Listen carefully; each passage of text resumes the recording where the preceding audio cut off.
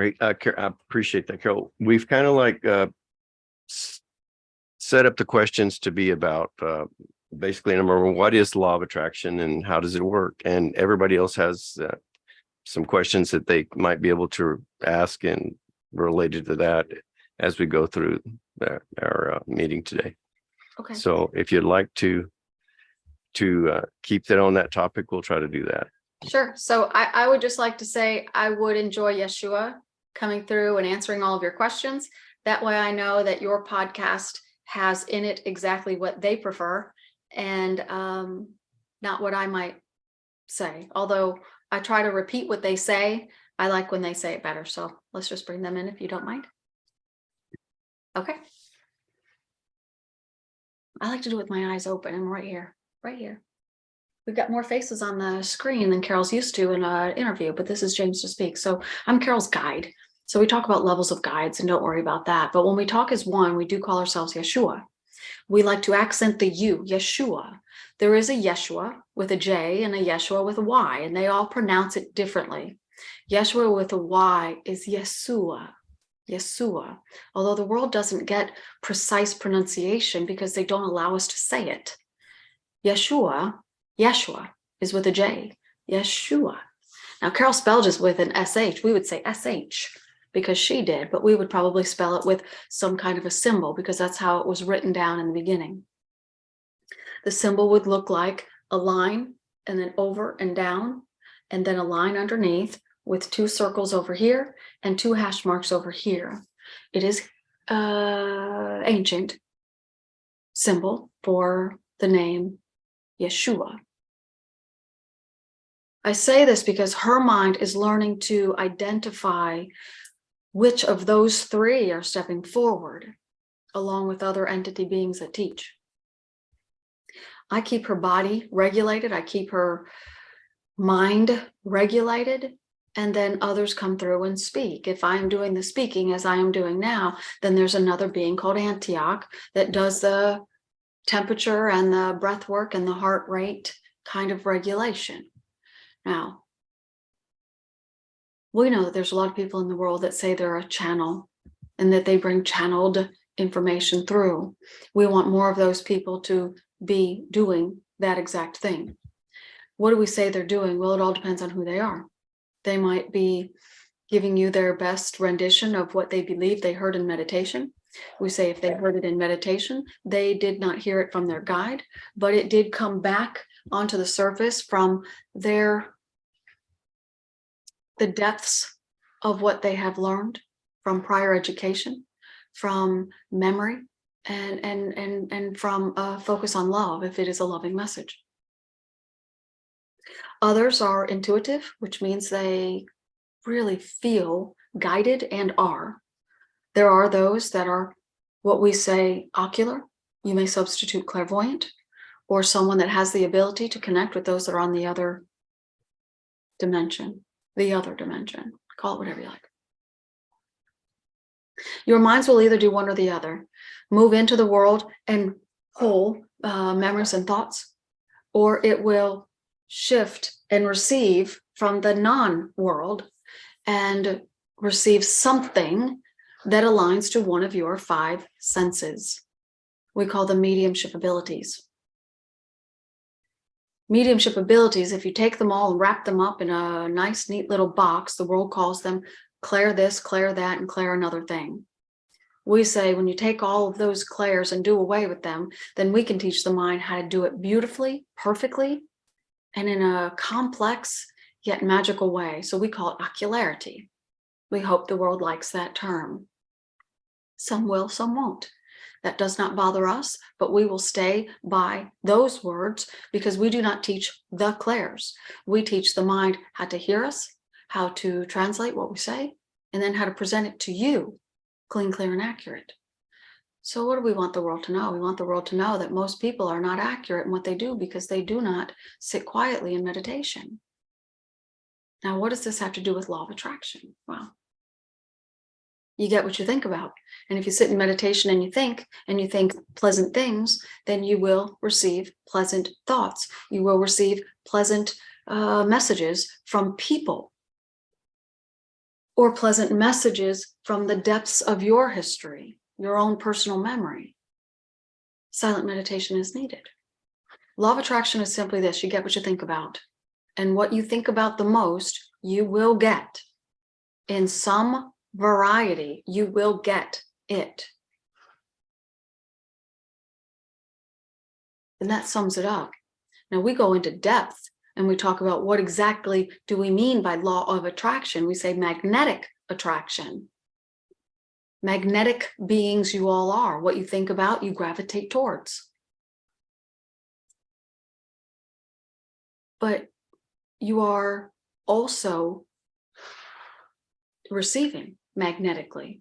So let's say you've got a magnet and that magnet has a word. Things gravitate towards it, as well as you gravitate towards other things. And then it becomes part of your own personal memory, your personal being, your personal physical life. That's law of attraction. What you think about, you get. The world does not think one subject at a time. So right now I've got Carol looking over to the left. It regulates her mind when she does not look directly into the camera. So she is looking at a long window. She's got a wooden sign that says welcome sitting on the white windowsill. The blinds are partway open and there's charcoal gray walls with thin see-through curtains. Now at this moment, everything looks pleasing to her. However, she would have a little makeshift scratch pad for the cat normally on that wall. And if it was there and it was new, it would still be pleasing to her. But once it gets scratched on and cardboard pieces land on the floor, it would no longer be pleasing. Although much of it would be pleasing, the fact that there was debris on the carpet would not be pleasing. Your minds notice all of it. So in any moment in time, you will get, I like it and I like it not, unless you are looking specifically at all things in the room that you like. Now, here's the twist to that. There are thoughts present in every corner of every room. Every blade of grass has some memory that is hovering on it or around it. And so even though she could be looking in this moment, and she is, at a section of a room that is pleasing to her in this moment, there's nothing in disarray. There are also thoughts that the mind sees that your eyes do not. So your eyes take data, your ears take data, your nose takes data, your mouth takes data. Every area of your body, tactile sensation, your elbow can take data, your cheek can take data. Your hands and feet are not the only data gatherers when we talk about skin. But then there is the sixth sense. The sixth sense, let's call that psychic. It goes into the world and brings things back. And we want it to bring back things that are healthy and good for you and that are pleasing to your higher self. The seventh ability, and that's the way we like to call it, is the ability to receive from those that are in this non-physical place that we are speaking from. So you have 5. Subconscious mind has 1 for the world and 1 for the non-world. Where do you want to go for information? Let's say mostly to the non-world, so we can guide you what to focus on in the world. You are magnetic beings. Psychic or telepathic tendencies are how your minds work, not the brain, but the subconscious part of you. Too many spiritual people have taught their minds to go psychic, and they may be very good at it, but then they get things like breast cancer or lymphoma or depleted energy. Their minds are not attuned to source frequency that is healing, and their lives are a testament to that. Now, law of attraction, just substitute, you get what you think about. We're welcome in all places in the world, but we're not always welcome in people's mind. because the subconscious mind can shut the door to our communication.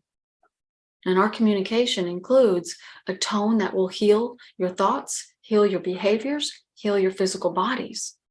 And when your behaviors and thoughts heal, then your relationships heal, and your relationships with things heal. Your relationship about what you can get and what you can't get, what you have and what you should have had, what you wish you had said and what you could say, how you can recover nicely and how you can learn to not need to recover at all. We send healing tone always. And when the person is interested in it and when their mind has accepted a new way of conversation, then we teach the mind how to translate what we're saying. And then people can move into what we call ocular and then channeled abilities. But that's not law of attraction. It's just law of attraction on a specific topic, specific subject. Your abilities. We want everyone to know that your guide is around you 24/7, has been since the moment before you were born. And we'll be the one to walk the path with you to move back into the non-physical place. Lean on them. They have much to say. Most people can't hear them. When they do hear them, they don't understand. So we'll give you one quick example. 2 days ago, Carol was having a conversation with a woman, and this woman's mother stepped in from the non-physical place. And the mother gave her a sensation on the cheek. And we asked her to walk into the other room, just sit down and breathe for a moment, and then ask her mother to produce the sensation again. But in that moment, the woman did not do what we asked her to do. She sat down for a moment, and then instead of receiving from her mother, she said, "Mom, can you please help my sister? She's really in a bad way. She's still breathing. And it's been several years since the mother's passing." The mother simply said to her, "She needs meditation." But what the woman heard was, "Take her to church." So the woman came back and said, "Well, this is what I heard." And we said through Carol, "Well, we didn't ask you to ask her a question or have a conversation, but that's okay that you did. But you did miss the opportunity to receive the physical sensation yet again." We'd done this a few times in a row. She understood, and then she received the sensation again. And then we had a brief conversation about how the mind will translate in the way that it thinks it is supposed to, because it does not understand the tone. Let's just say it's a sound wave of a different kind, and it needs to translate it. So the woman said, "Well, what I heard was, she needs to go to church." And we said, "Well, what she actually said was she needs meditation. But church is a quiet place. And so, although church has many things that do not agree with conversations with your guide or keeping the communication pipeline open, it is a silent place." And that's how this woman's mind translated meditation equals quiet. I'm a Christian woman, quiet place where someone receives help. Church it is. You need to go to church. And her mind did that almost instantly. Now, when someone does that, and then they hear a voice and they start to give readings, well, they're giving readings that might be a gentle message, but might not be what that person's loved one or guide is wanting to say. Law of attraction is what brought she needs to go to church instead of some other, she needs to take pills. Now, if this woman was so focused in medicine or prescription drugs or her own body failing or whatnot, then her mind might have translated to something else.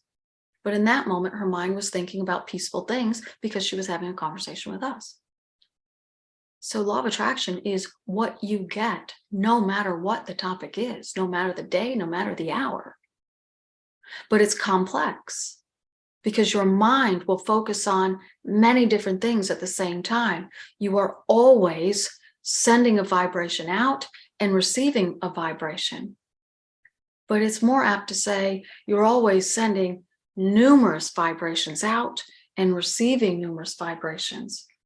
That's why we say it's not ever likely to have a perfect life or a perfect ability to manifest instantly. You get some of this and some of that. I like it not, because you like things, you don't like things, you receive, but many of those things are things that you cannot see, which are just thoughts that are here in the world. We need people to understand that your minds will go where it wants to go, in addition to your mouth and your eyes going where you want it to go. You get to influence your ability to manifest. Law of attraction, manifest 101. You need meditation to get what you want. We'll take any question that you have for us. That was a lot to digest, I'm sure, but does anybody have a related question along that? Yes, I want to ask about meditation, because I meditate, but I have a lot of troubles with be quiet in meditation. So I think I progress a bit, but still I have those thoughts that are disturbing, and I cannot sit really in this quiet. And I'm asking how to progress more. So to be quiet, to do quiet meditation, and not let the mind to like be monkey mind and do what is the nature of the mind. Okay. All right. So we'll give you some help for all of your viewers, but it's a wonderful question. How do you quiet a mind that is not showing signs of being quiet? There are many techniques. You can sit in a room and you can say, this is my quiet space. This is my quiet moment. This is my quiet hour. This is my quiet me time. You can write on a piece of paper, unquiet mind, and turn it over and turn your back on it. It would be something like this: unquiet mind, and write your name. Turn it over and put it behind you. That means an unquiet mind is behind you. It will work. You can take your hand and you can say, in each moment that a thought is going through your mind, it's usually over here on the left-hand side, and then just swipe. Just take two little fingers on your knee. Just push them over. Just push it over. It's just a movement in the air, just a movement in the air. You can just take your chin and say, swipe to the left, swipe to the left. Now you're able to do that and your mind will quiet down. Anyone's mind will quiet down, because the world has taught each other that, well, put it behind you. That means let it go. So when you do something specific, flip it over so you can't see it and put it behind you. It means I really don't want to see it and it's behind me. It is an activity that you can do. Now the swiping or the chin, the nose, the chin to the left, I don't want that. But you don't need to say it. So let's say you just have this mind and your to-do list is on your mind, or you had a flat tire yesterday and your nerves are still all jittery because the road noise and the trucks were whizzing by, and you're still not calm from it on the inside. And so you're sitting down to meditate and you're still feeling a little jittery.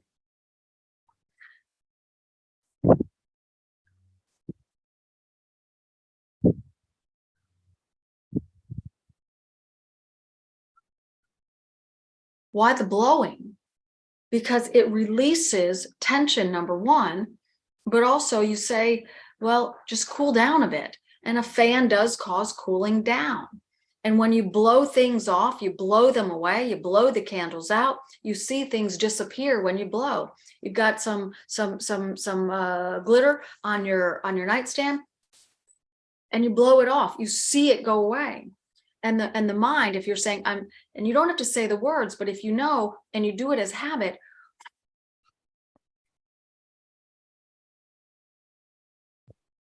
any of those techniques will soothe the mind in the moment, not long term though. Long term is simply this: listen to a quiet sound in the room.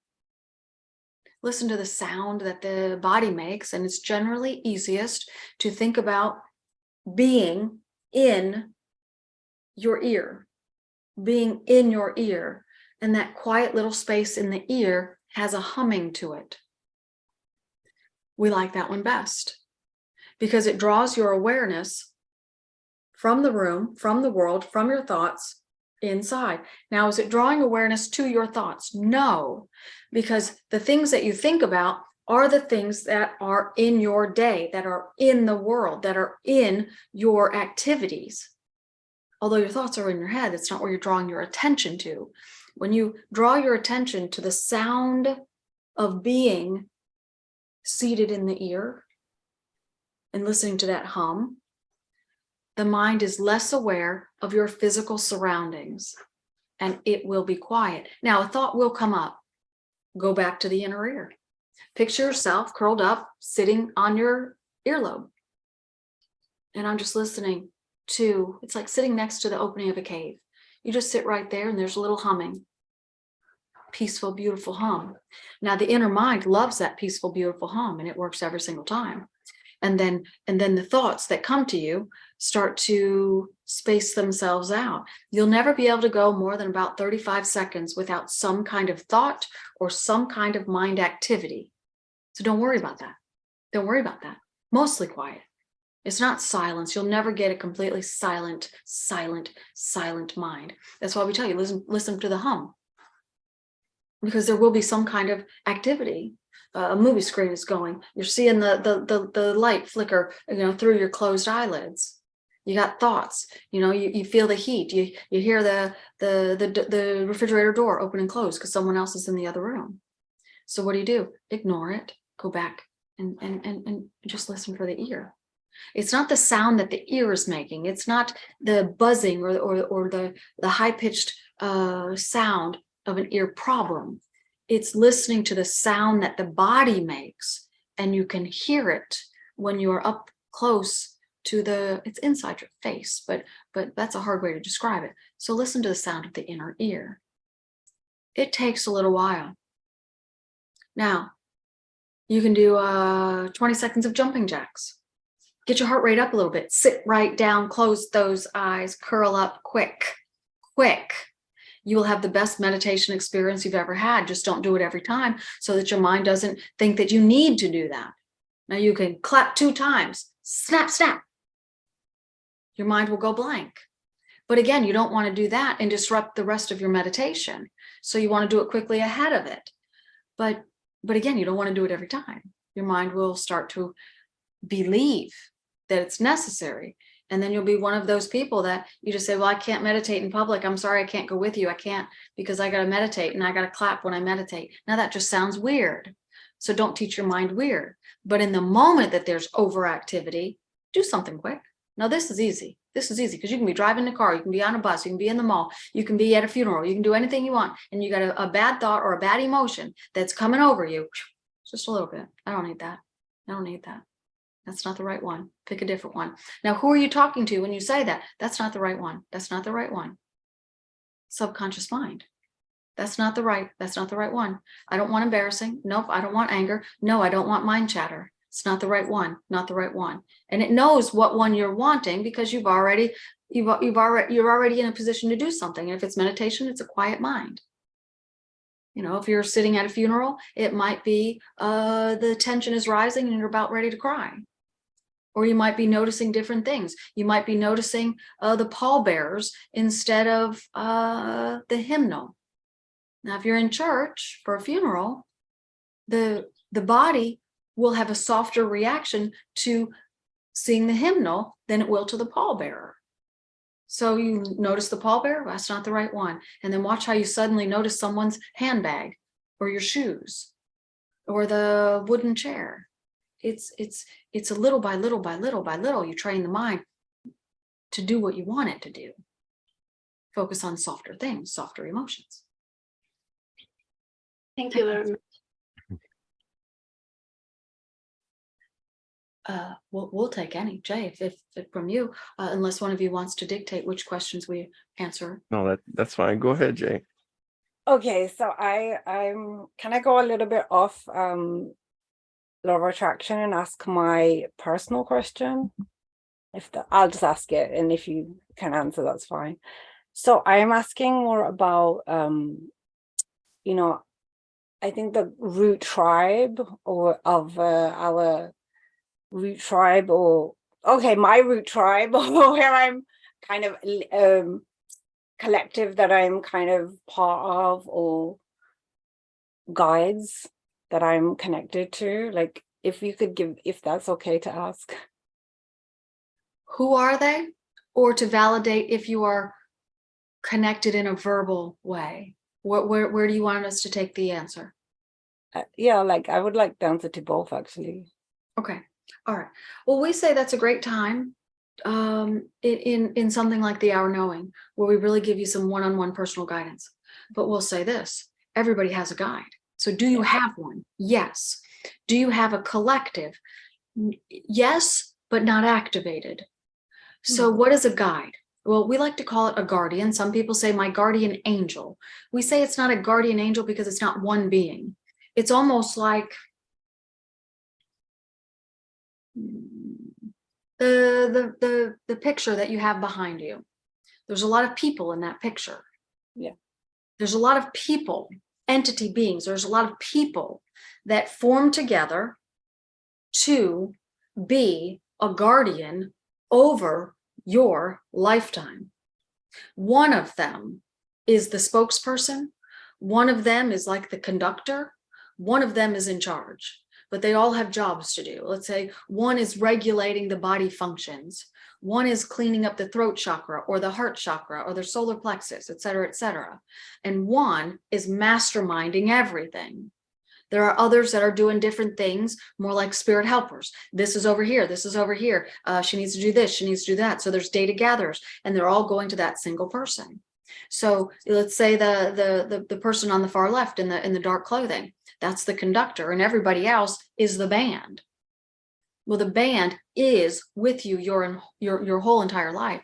Now you speak to the conductor. You speak to the one in charge. That is who we call your guide. But the entire group, that entire group is what we call your guardian community of beings. If you want to call them your birth collective, you may, and it is, but you're not talking to all of them. So if you are someone who believes that you're hearing voices and that you're hearing many voices and you have a council of beings, we would say you do not. You have one being who is communicating verbally to you.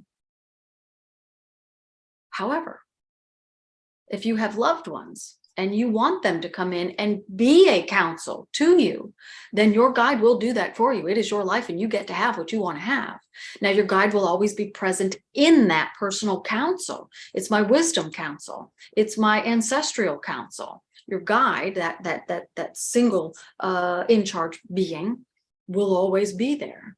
Now, if you move into channeled abilities, surpass your clairs, ocularity, surpass that and move into channeled.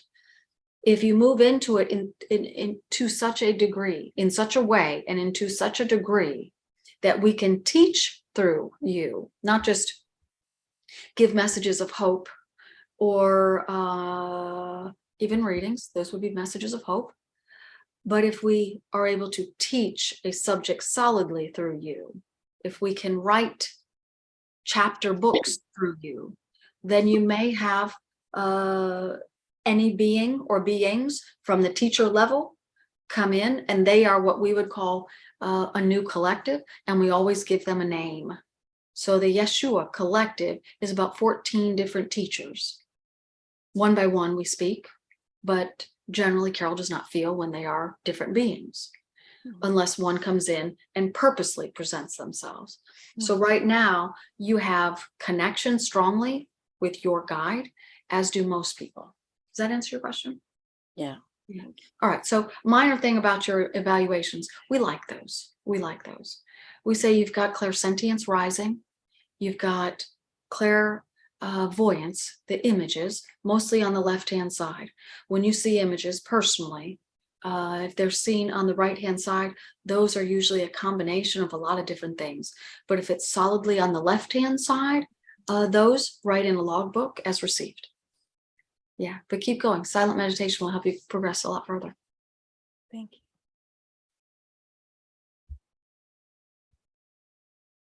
Okay, I'm handing the floor over. So next person with the question. Okay, I'll ask a question. So I think I do law of attraction quite well. I think I can manifest quite well. But when it comes to things like disease, and I've been, you have to work on your fitness and your health, and you bring that in, you're visualizing it, you're doing all that, but nothing's happening. What's going on there? Yeah. Where's the blockage? Depends on what it is. Depends on what it is. So it's good to say, I'm a good manifester. I'm really good at law of attraction. It's even better to say, I am excellent. I'm excellent at manifesting exactly what I want. I am probably the best that there ever was. There is nobody that manifests better than I do. I'm a perfect manifester.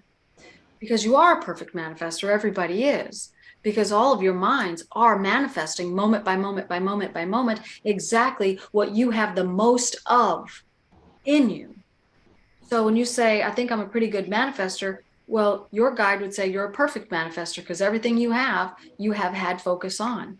Now, remember, when we say this, we're talking about the external you and everything that you see and say and take in and listen to and touch and make a decision upon. And those things that you see and hear and touch, sometimes you don't make a decision on, but the subconscious mind does. And so you have quantity of things that you have on the external part of you. You've got these conscious thoughts that you have had, and you are doing an excellent job of shifting and shifting and shifting and shifting to try to stay positive. The unconscious part of you also has thoughts. And that unconscious part of you can either amplify your external conscious thoughts, or it can be in direct opposition. So why do people manifest really, really, really well in one area and not well in another? Well, because in one area, they got two things going in the right direction. And on another topic, they've got split energy, and they've got internal and or external thoughts that are going in opposition to each other. Now, law of attraction is you get what you think about, but it starts on the unconscious part of you. So let's say you're walking down the street and the street is 3 or 4 blocks long. Your eyes, ears, nose, physical skin as well are taking in everything in those 4 blocks. The sights, the sound, the height, the messiness, the noise of the traffic, the pleasing things like maybe a bird's nest in a tree. Beautiful car that you've been thinking about buying or that you used to have. You might see a friend, or you might see a pleasing thing in someone's window. A child might wave or stick their tongue out at you as they're driving by. And so we stop with that example. So when a child is in a car and you glance over at just the moment that they go, or you just glance over when they go, or like this, because they don't know the difference and they think you might want to, make the horn sound of a truck or something because they're learning. Well, that's what your mind is doing too. It's learning. So if you look over and you see a child stick their tongue out at you and you say, oh, misbehaving child, guess what? You drew that child to you, but you also drew the emotion with it.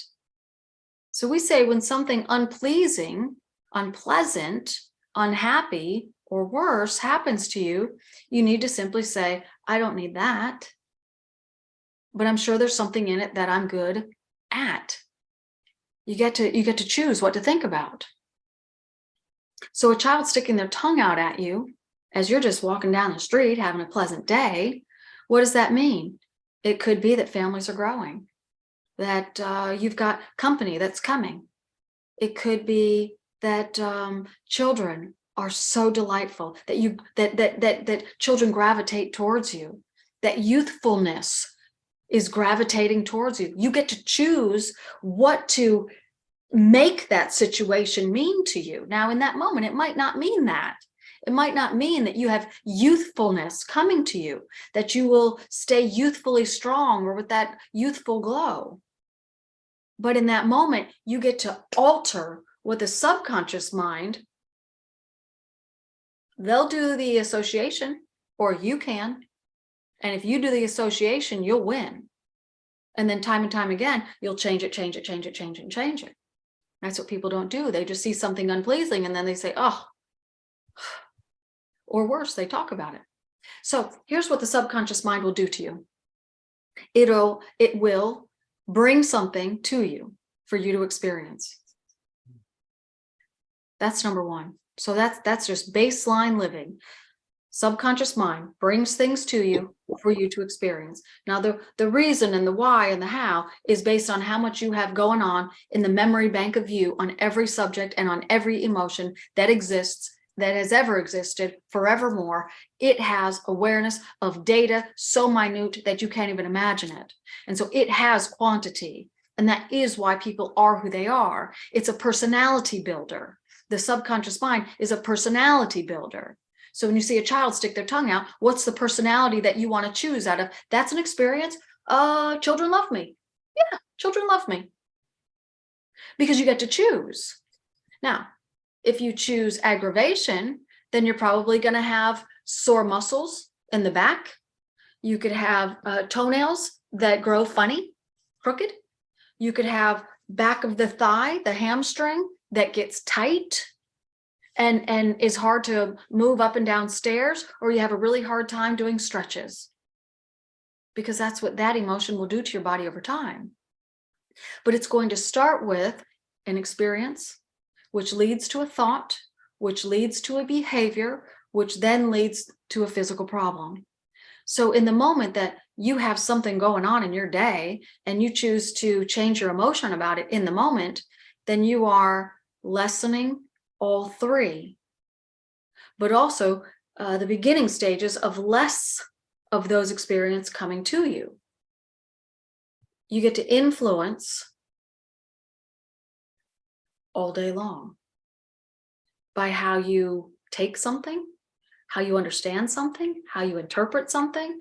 So we say err on the side of positive. That's why all of us, whenever we speak to a person, we always say, choose happy, choose joy, choose love, choose happy, choose joy, choose love, choose interest, choose enthusiasm, choose eagerness, choose whatever fun, fantastic word that you can think of. Choose joy, choose joy, choose joy. We just say choose love, because it's loving to your own mind. And then your mind will produce more and more and more like it. But it will need some encouragement. And that's when you get to influence it. So how do body problems surface?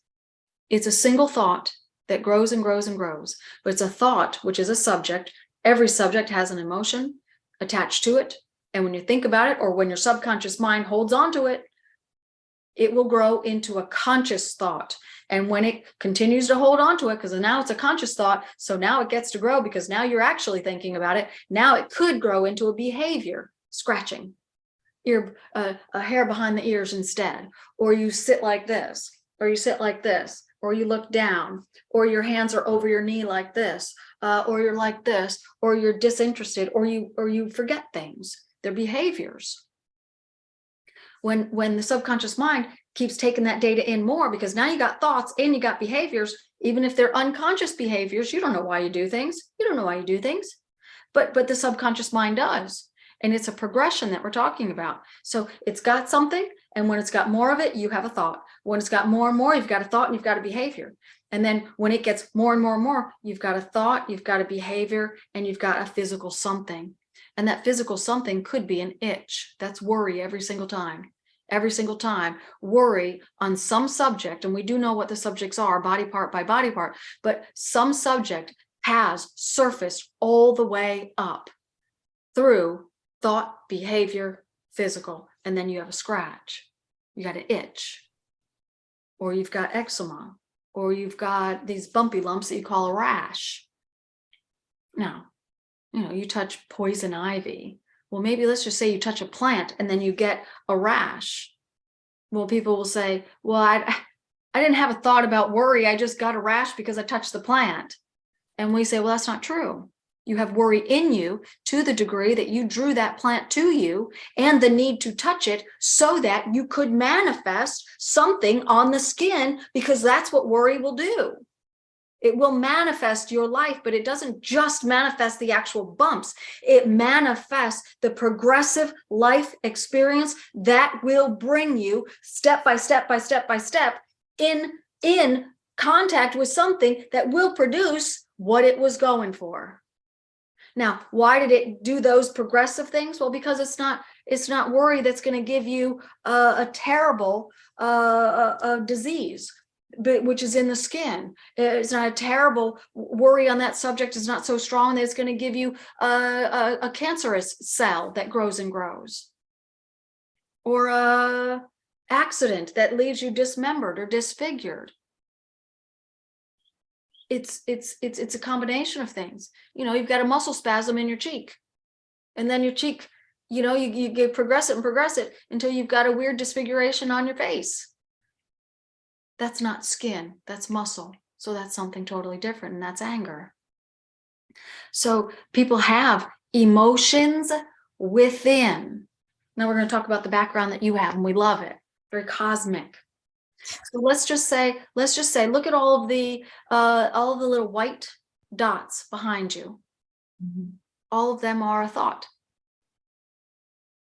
And then all of the black, you know, lines, like the smokiness, those are all emotions. Now, some of that smokiness is touching that dot and that dot, and that dot and that dot and that dot and that dot, because an emotion isn't just emotion plus a subject. It's an emotion that is, it's like a web that touches all subjects. And so you might love movie time or game night, but you might not always love that nobody shows up, or that everybody's arguing, or that you didn't get to play the game, or that you didn't win, or that somebody burned the appetizer and now you don't have any food to share. You get some of everything because you have a subject and you've got many emotions that are around it or touching it, but it's around it or touching it to the degree that it is in that moment in time. Because in the moment that you are having this frustrating thing about the appetizers burned in the oven, and somebody else comes in and they say, "Oh, your kitchen is so pretty," boom.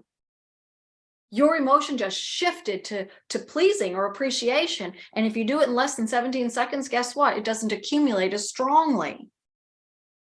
So get off the subject of anything that bothers you. And that includes, you know, you go on a cruise and you get off the port, you get off the ship into the port, and you take this beautiful excursion to this coffee plantation. And you're so excited to see the coffee plantation. But on the 30-minute bus ride, the rusty rickety bus, because it's poverty-driven country, you're passing poverty, poverty, poverty, poverty, poverty, poverty, poverty, poverty, poverty, for how many seconds are in 30-minute drive? And it's the eyes, it's the ears, the physical sensations, maybe the aroma of poverty. And so that's a lot of accumulation on your way to this beautiful excursion. So what do you do if you are going through this poverty area? Well, you don't have to bless those people. You can't worry about them. You got to sit there and daydream. Oh, the coffee is going to be delightful. I love going on the cruise. I love cruising, and I love life. I love life. We call it a free flow. Just do something, or talk to whoever you're sitting next to about something delightful. You know, distract yourself, in other words, because otherwise if you're just sitting there soaking in the landscape of dilapidation, your subconscious mind is pulling it in, pulling it in, pulling it in, and you don't know where it is on thoughts coming to you, behavior coming to you, or physical problem coming to you.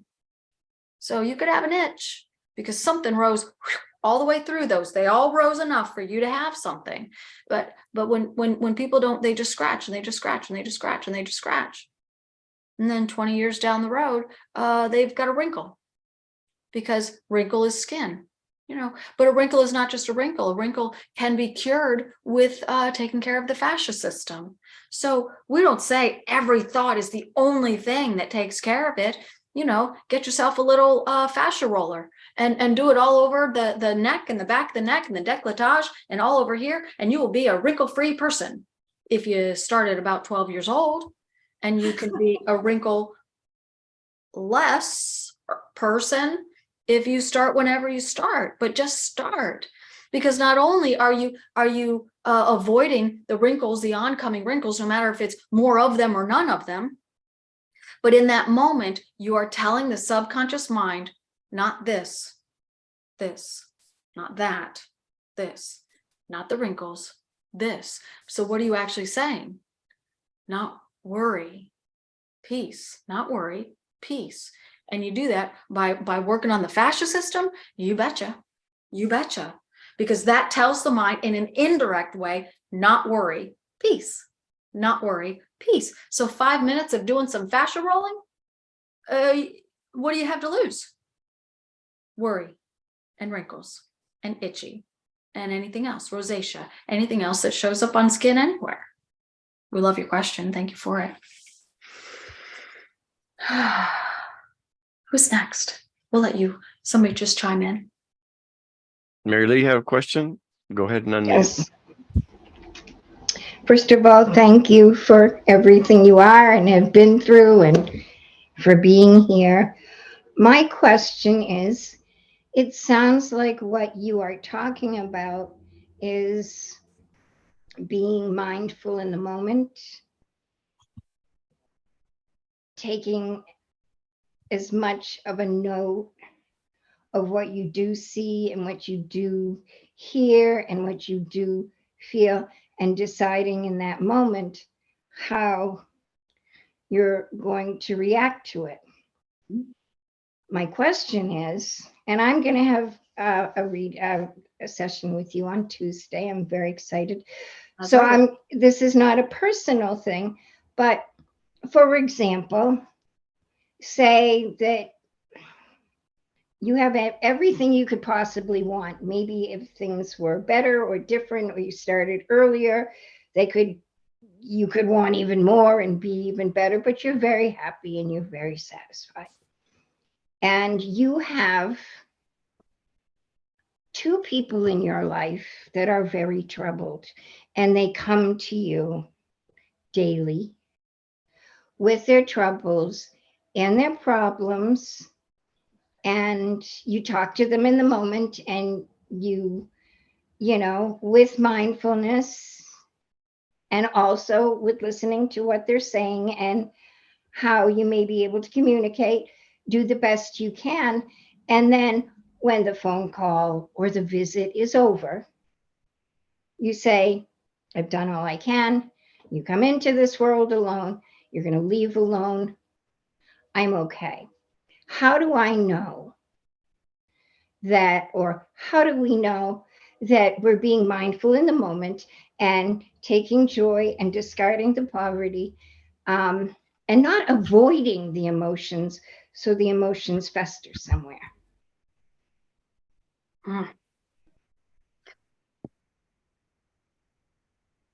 In other words, recognize, am I really having a reaction? Do I have to do something? Or I think this is easy. I've done what I can. Sometimes they think it's avoidance because I'm not bothered by much. Mm-hmm. What we would like to do is take everything that you just said and make it a whole separate podcast session. And we're going to take the recording of it and we're going to pick it apart. Pick it apart in a lesson by lesson kind of way, not just to pick at it, but truly it is almost the most perfect phrasing that you said. You have everything that you want. I have everything that I want. I have everything that I want. But if I had started sooner, then I might want more. So number one is you don't have everything that you want, but you've also accepted limitation. Okay, so that's number one. All right, so then moving on in the story is, and then you've got a couple of people coming over and they're going to have a conversation with you and they're troubled. So do you truly have everything that you want in your life? We say no, because you have people that are in your life that are troubled. And they're coming to you for some kind of upliftment or some kind of fixing. Now, true, there are people that build in a life intention to be someone that likes to help people, to be that component in the world that says, you know, you don't have to focus on that. And so there are people that do that, and we like those people, but you're not one of them. So if you have people that are gravitating towards you because they need to vent their frustration or they need an ear to listen to their problem, then you're drawing that to them and they're drawing it to you. So you enter this world alone, you leave this world alone. Well, we say you enter this world as a group, right?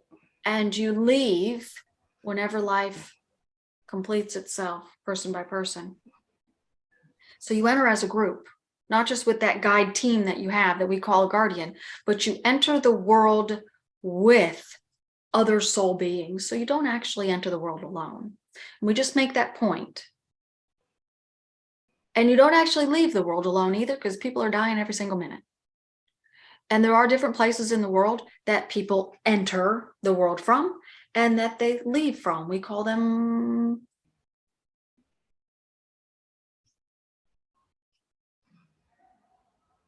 orb stations, crossing over stations.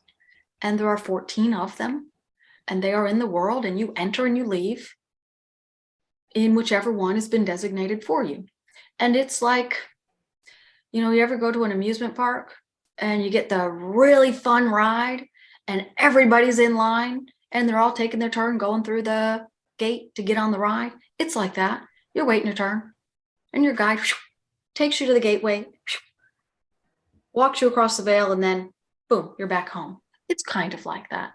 There is no wait, however. Everyone just shifts through, shifts through, shifts through, shifts through. So you're leaving together.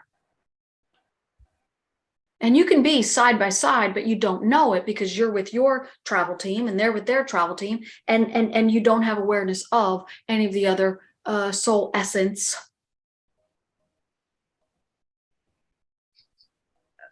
formations that we call an energy field. You don't have awareness of them.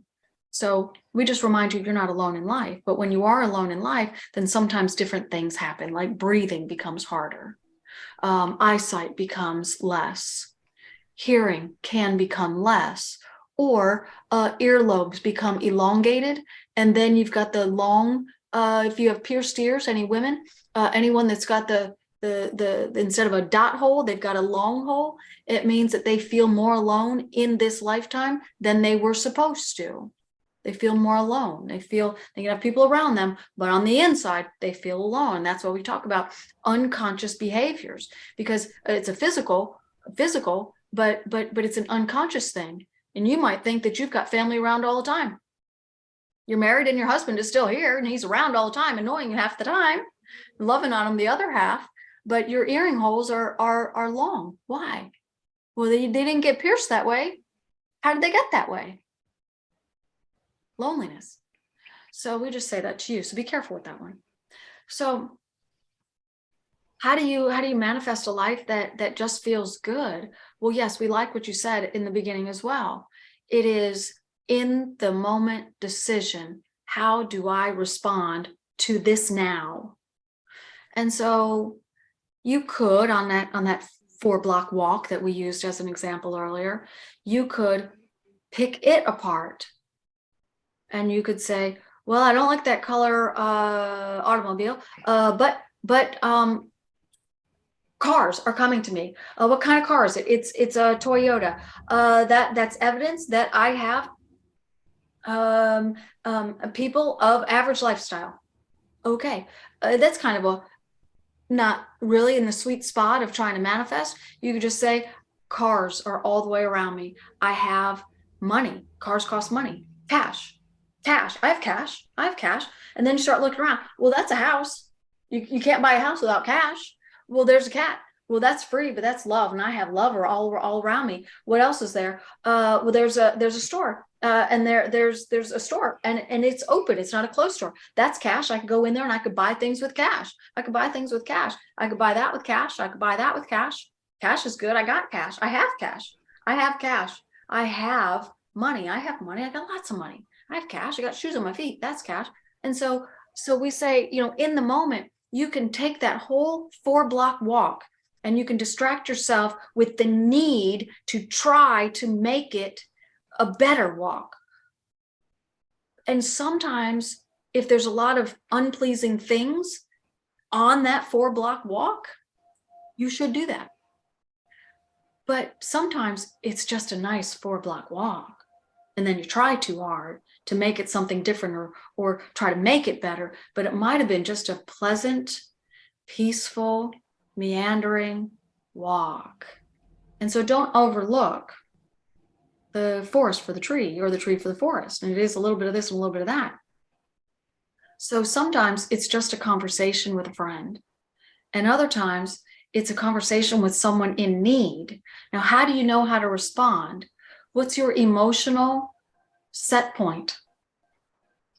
And you have to be able to say, I am available, or I'm not. And so we say, take care of you before you try to take care of someone else. And sometimes it's, you know what? There's a lot of people in this world, and I'm one of them. And right now I'm feeling a little depleted in my joy department. So I need to go do something fun. I need to go, watch a video of my grandchild. I need to go, make some dough and create a little loaf of bread for dinner tonight. I need to go do something that amps my joy up, because this conversation that I know I'm going to have is going to be taxing on my non-joy. So if you're already, let's say, joy and non-joy, here we are, joy and non-joy. Hand receiving, hand depleting. So my joy and non-joy. Let's say in the moment, you're a little lopsided, and the conversation is going to make it more lopsided. That's not the time to have that conversation. You need to make your joy upsided, so that when that conversation is happening, it will not create a difficult emotional place for you. Now, not only that, but let's say we'll just say a numbers game. Let's say that the emotional difficulty on you, the conversation itself, the non-joy would have increased by 10%. Let's say that you are, all things equal, it would be dominant. The non-joy would be dominant at 10%. So it goes up to this. Well, we say increase your joy by 1%. And the conversation might not affect you. Joy is that much more dominant. You don't have to increase it by 10% so that you're balanced again. If you increase your joy by 10%, that conversation might be short, or you might draw from them happier things to talk about. When the things that they had planned to talk about, they're suddenly around you, and you're drawing positivity from them. And they start talking about things that they didn't even know they were going to talk about, because your energy says, thou shalt not give me what I don't want. Non-joy. So you can change how people interact with you moment by moment by moment by moment. Increase your joy first. So increase joy and then increase joy and then increase joy and then. And we think you could do a lot of that. It'll help you in a lot of ways. I understand that. And you probably know more about what's inside of me than I do. But the question is,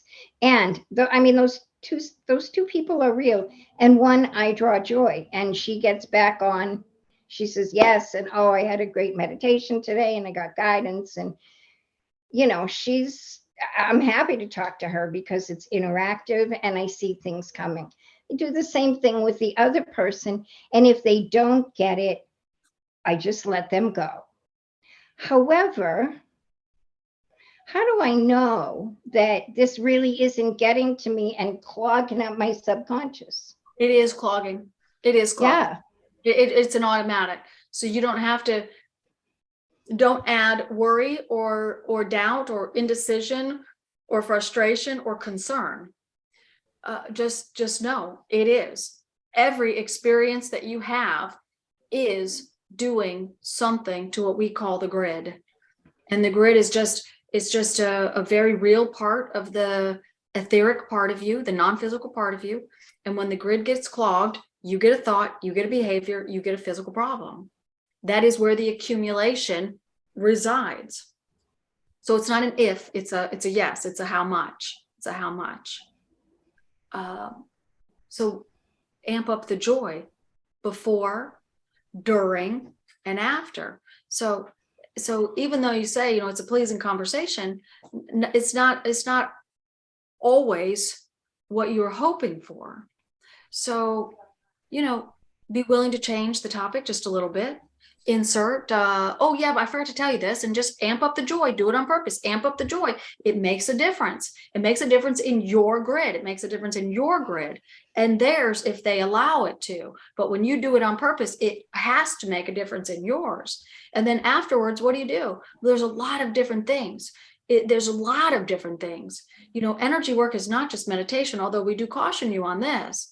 Anybody that says that they meditate and they receive this message and they feel better, well, we say that's coming from the depth of them, not from above. It's coming from the inside of them, not from beyond. And that may be enough to satisfy their need to feel better, and that's okay. But we caution you because you have an ability to receive from beyond even more than you have allowed yourself to it at this point. So we say it's a good technique. Emotional readiness for your day, emotional readiness for stepping into some new part of your day, and emotional readiness to close down the day, because the way you close down the day is improving where your day will start the next day. So, you know, it's a little bit of intentional living is what it is. Intentionalizing. Now, if you go overboard and you get to the point where you feel like you're not doing anything except for just correcting yourself, well, then you're not doing the corrective action with joy. So then you're not adding joy, you're removing it. So, you know, when you get the hang of it, then you like to do it. And then you take a 3-hour drive and all of a sudden you've got 15 minutes to go. And all you've been doing is doing some fun, playful imagining and verbal conditioning in your mind about what you want and what life is and what it could be and how you could change this and how you could change that. And it's fun. And you've also added to the grid positivity, subject and emotion by subject and emotion and subject by emotion. And so you have to get more of it. Use the time wisely. Yeah, add joy before, during, and after. Thank you. You're welcome. Gina, Mia, do y'all have a? Yeah, so I've been familiar with the law of attraction for like over 15 years and done a lot of physical manifestations initially, but then there's been times in my life that I have not focused on it, and now getting older and time just keeps going by, and the discipline is one of my thing, like discipline with food or exercise or the meditation. I get going for a couple of days and then something happens and then I'm totally distracted for like 2 weeks until I get back into like, okay, I have to force myself and I'm starting to feel like what's the point? I don't care, and letting just go, and there's a lot of Okay. issues. All right, so let's go with the physical. How Okay. do you, so we'll generalize the question. Mhm. How do you stick to a routine that you're wanting when you don't have motivation for it? And how do you not beat yourself up when that lack of motivation shows up and stops you before you really get going? Mm-hmm.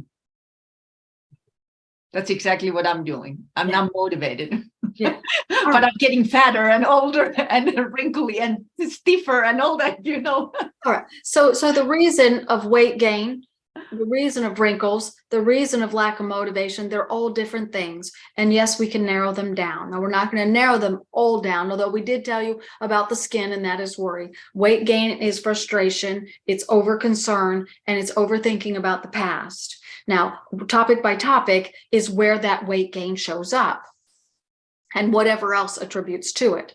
So let's just talk about motivation. Where does it come from? The grid. You got joy and no joy. You got joy and no joy, whichever hand you want to use.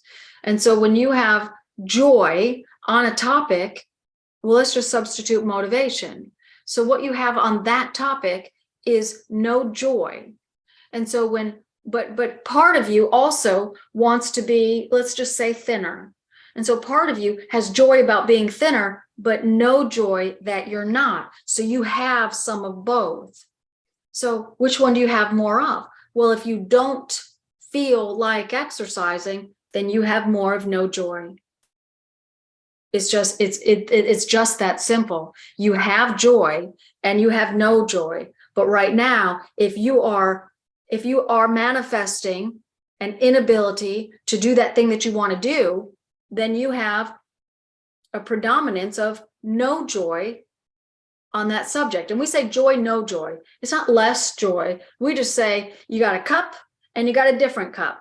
And this one contains happy thoughts and this one contains unhappy thoughts. And they both have the same subject label on them, joy and no joy. And we say that specifically because sometimes people like to, kind of draw a line in the sand and say, well, it's not that I don't have any joy. I just don't. But then now you're adding, you're supplementing another, splitting hairs is just a different emotion that you don't want, because you want to be heard, you want to be nice, you want to be happy, but you don't want somebody to say, well, you're not nice. Well, I'm nice. I'm usually nice. I'm kind of nice. But what is that? Agreeing that you are not nice some of the time. So we don't split hairs. We just say joy or no joy. And so if you do not have motivation, then it's not a big deal. Because in that moment, however long that moment lasts, you have more in the no joy jar than you have in the joy jar. So what do you got to do? Stop. And just love on the idea of exercising. So what kind of exercises do you like? Well, maybe I like jump ropes. Yeah, but the trainer says I got to do weights, and I didn't really like to do weights. Well, now you're in a different subject. So now you got joy and no joy about jump rope. Oh, maybe this one is joy way up here. So much so that you're ready to go to the store and buy a jump rope. Because the joy in that is like, oh, yeah, I could do jump rope. I'd like to do jump rope. But then you feel kind of silly because that's not real exercise. So now your thought about what's real and what's not real, well, that's a different subject. And that one might be upside down too. So there's a lot. That's why we say it's not just one thought. So you got to pick one. You have to pick one and add joy. So let's just say joy about aerobics. Not because it burns calories, not because it's a way of losing weight, but because aerobics burns calories. All right. So are we going to say that the world is wrong? No, we're not. But it does. And so if you want to lose weight, you do need to do calorie burning things. Why do you have to do calorie burning things? Because people have taught themselves that calories are the problem. That's all. So don't worry about it. So reduce the carbohydrates. Just reduce carbohydrates and increase your water intake. That's all. Start with that, because you're adding a lot of things. And then love on the idea of exercising. And when this joy, no joy comes closer to balance, you're going to feel like exercising more. You're going to feel like it more. And then keep loving on the idea of exercising while you're reducing your carbohydrates and while you're trying to choose a little bit healthier. Maybe you just throw a banana in your yogurt, or maybe you just throw a strawberry in your salad. Oh, well, maybe you should eat a salad, but all of a sudden you're going to feel like eating a salad instead of that pasta meal. Now that's progress. What is that? That is joy accumulation on thought and then behavior. You got to remember this. It's accumulation of thought and then behavior and then physical. So if you have weight gain that you don't want, you've already done this one, and they're growing, and done this one and growing. So what do you need to reduce? Well, if the exercise doesn't manifest into motivation, then this one is not the one you should be focusing on. The behavior. Let's try that one. Less carbs, less food. Less of oils. That's that one. That's behavior. But what about the thought? So you can do something about behavior, maybe, and you can do something about thought. Absolutely. Now, thought is very simple. You could just start looking at salads on your computer for about 5 minutes a day. Just look at salads. Just go to Pinterest and just type in salads. Not because you need to go to the store and create a list, but so that you look and take in data Oh, look at that salad. Look at that one. Oh, look at that. Oh, I got to get a bowl like that. I like that one. I like that. That looks good. And then guess what? You're going to feel like you're changing your thoughts, and then you're going to feel like changing your behavior and eating a salad. So it's the thought and the behavior and the physical. So maybe the, step 3 is just not where your mind is, because your joy and no joy are too lopsided. Mhm. Now, here's the other thing. Let's say that you said, I'm going to do that, but I'm also going to do some exercise. I'm going to do that cardio. And let's say it's 10:45 and you got your pajamas on and you just crawled into bed and you put your head on the pillow and you're like, oh crap. Day 1 and I already didn't do it. Get out of bed and do 5 jumping jacks and get back in bed, because that forces you. It's like saying, not that. Don't, because the subconscious mind is creating your reality. And if you've got more no joy than joy on that subject, on that category 3, which is the physical, it will make you forget. It will make you not have time. And so in the moment that you remember, well, let's just chalk that one up to your guide. So look up and to the right and say, thank you so much. And then slip out of bed, do a couple of jumping jacks and get back in bed, because that tells the mind in the moment that it said, ha, you didn't get it done today. Then you say, but I have a guide that just reminded me, thank you very much. And then stand up and do a couple of jumping jacks, get in bed, pat yourself on the back for real. Just do it like this. Because why? Because when you're a little kid, everybody says, oh, pat that kid on the back. That was a great home run. Pat yourself on the back. You got that A+. Pat yourself on the back. You just move from a C- to a B+. That's good. Pat yourself on the back. Stop being so hard on yourself. And so the mind learns the words pat on the back equals good. Guess what? You don't even have to use words. Just a little bit. So when you have a thought of, maybe I want to choose a salad at the restaurant, what does that do? Increases the joy cup. It's adding in the joy cup, because you are adding, I did good on the subject that has to do with whatever the components are that will lead up to motivation to exercise so I lose weight. So it's February 2023. Maybe you will start exercising in October, and then maybe by Christmas you will feel really, really good and wear a slinky little dress. But if you say, yeah, but I really want to wear it before 4th of July because I got a cruise or I've got this little barbecue. Well, you either say, I'm going to, how do I do that?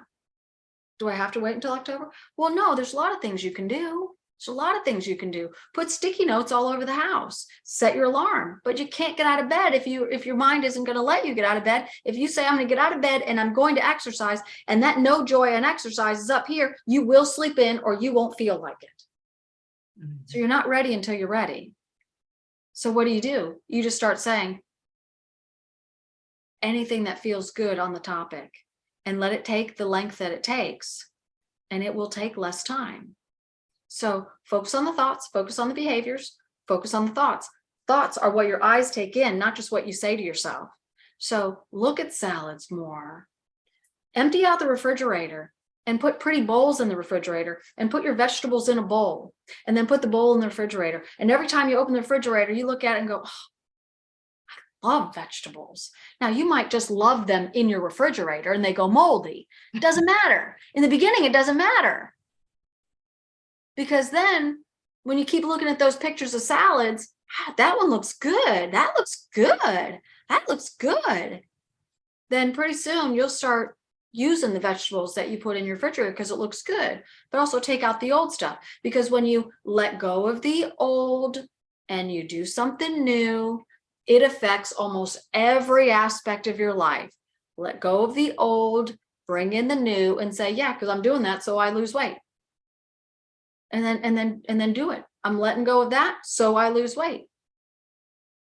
I'm letting that argument go about who washes the dishes so I lose weight. Now those two don't seem to go together, do they? But you can tell the mind it does. Every time I fold a towel, I lose weight. It doesn't matter what you do. You just keep bringing the subject up. I do this, so I lose weight. I do that, so I lose weight. And my body is healthy and I enjoyed it the whole time, because you don't want to cause yourself to get mono. So you have to stay in bed and lose weight, because the mind will do an oops. Depends on joy and no joy on whatever subjects. So we call it create the and. Yeah, all day long I do fun things, and it is why I am the size that I am. I love the size that I am. Well, now that one, you just messed it up again. So we're helping a whole bunch of people on how they try to manifest with words. So you got to be careful about the words. Mhm. I'm doing this, so I have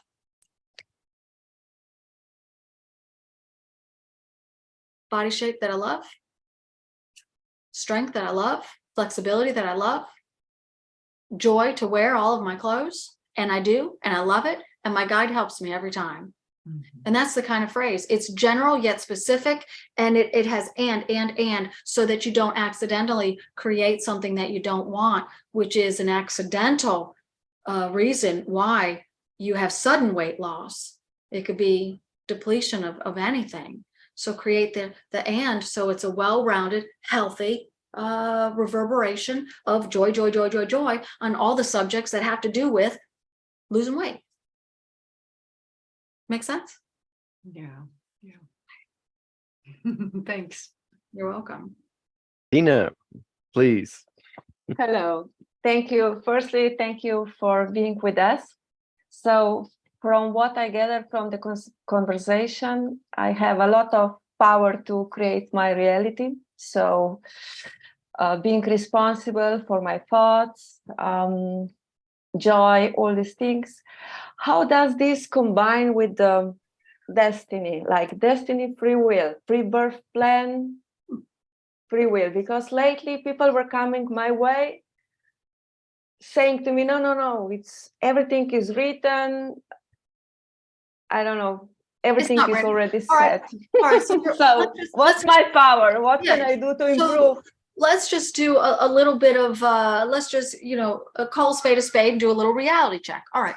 So we are speaking through Carol in this moment. We are Yeshua to speak, and there's about 4 of us here in this conversation. So she can hear the conversation, she can see what's happening, and she knows that we are asking her hands to touch her hair. So now we're going to go like this. Now you see this?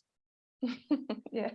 Okay. So she was born with the intention to be blonde and to be slightly smaller than her siblings, and to see life from a gentler perspective. Those are 3 of her birth intentions. Now, as a small child, she got made fun of a lot for being little. Now, she liked being little because she would curl up on her mother's lap and they would, rock in the rocking chair and read a story and do whatever. But she was little, she was small. She went to school, kindergarten, when she was 4, and she was the smallest, height-wise, little tiny thing. And people would say, oh, you're such a little tiny thing. You're not in school yet, are you? You're a little tiny thing. And then the siblings started to say those kind of things too. But then they used the word short. Yeah, it's my short sister. Oh, which one? You mean the short one? Oh, yeah. And so when somebody has an intention to do something, to be different on purpose. Now the blonde it is on purpose, because when she comes into the physical world, she usually comes in as a blonde, because she usually does something that is slightly outside what her family members do, so that she can use her family members as a support structure, so that she can do something on her own, but not be lonely. All right. So this is a way of saying I'm same but different. But when you have a family that picks on you for a certain thing about being different, it was meant to be different and loved, and she was different and made fun of. The human body will alter itself to become more like what other people are in a way that doesn't get made fun of. So why do blondes in their early to mid-teens start to turn into a brunette? Why? Because they fear being made fun of, they fear being different, they fear the future, or they have an accumulation of no joy about who they really are. So birth intentions, you don't know. You don't know. You don't know what they are. We love those kind of readings, and we hope that more people have them, because we'll lay out the ones that are necessary person by person by person. But if you look at any person that says, oh yeah, I used to be blonde, that person is suffering from some kind of inferiority. So we just say, go back to blonde, because that's who you were meant to be. There's reminiscent joy. Now, if you say, well, I don't, it's just a hassle to be blonde, we say, well, it'd be better for you, but you don't have to.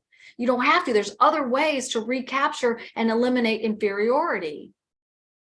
But that's one. That's one. And it's one that you see in the mirror every day. And there is true joy on the inside for being who you meant to be. So we say that's one that we would prefer, be who you were born as. Now, eye color, same thing. You can't change your eyes, but you can change your hair color. So if somebody changes their hair color and makes it blue or purple or green, well, we say there's no joy in that, because the mind looks at people and there's nobody with that real hair. So that's somebody that says, I just don't know why, but I'm going to do something to make sure that I am not accepted, to make sure that I am outside of the norm. And so anybody that has that kind of thing is doing something in that moment in time or that phase of their life where they feel like they will not be accepted. And so they do a lot of things to not be accepted on the inside, even though popularity wise, popular trend wise, it might be the thing to do. But why do some people do trendy things and some people don't? Because some people carry inferiority and some people don't. So as far as, you know, Carol's nose is itching on the right hand side and her mind is saying, itchy right hand side, itchy right hand side. What is that? Because we teach some of that too, why things happen on the left versus what happens on the right. So it's not just, you know, worry manifests on the skin or some behavior, but left side, right side, what part of the body? We like to teach people that kind of thing. How do you know if you're on the right track? Are you happy? We don't want people to get so wrapped up in who am I supposed to be that they can't see how fun life is. So, you know, if you're really wanting to know, that's a good reading to have. And we'll tell you some things that will help you increase joy. And we'll give you some guidance that is always designed to help you. We never just drop something on you and say, well, you were supposed to be a mathematician because you were supposed to do some things that led you in that direction. Then you would have met that really nice guy, but you didn't. So but that's the answer. And that's why you're divorced twice. You know, we never do that because that's just mean. So we would tell you some things that you need to know in order to satisfy the desire, the internal desire for more joy. And that doesn't mean we make it up, but we're going to give you full rounded information so that you don't just walk away with knowledge, you walk away with structured guidance that leads you into the ability to do something and make a decision about anything. Now, your higher self, who does the imprint of those birth intentions, soul intentions, life plan, whatever words you like to use, they don't care how many lifetimes it takes you to get them done. So let's say the three that Carol mentioned, you know, to be a little different than her family, to do something on her own, but yet have a support structure. It might take her 12 lifetimes for that to happen. And that's okay. We'll just come back 12 times. And then we'll move on to the next step, the next step, and the next step. So you get to find things that you like to do. There's no guilt here. Do you have birth intentions? Soul intentions?